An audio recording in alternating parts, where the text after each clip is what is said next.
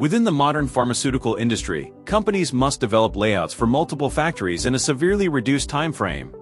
Drug manufacturing is constantly evolving, such that manufacturers must balance many parameters to design a plant that is efficient in cost, energy, and throughput. By utilizing available tools such as Siemens plant simulation, engineers can more efficiently develop and optimize layouts while testing multiple production scenarios.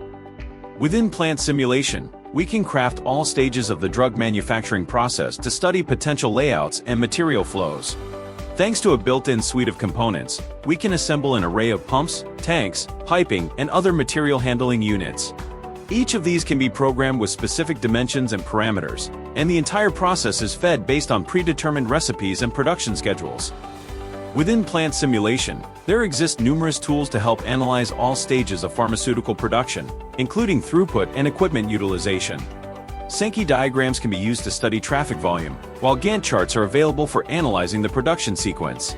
We are also able to test out multiple scenarios to optimize available resource levels, such as available worker pools versus overall output.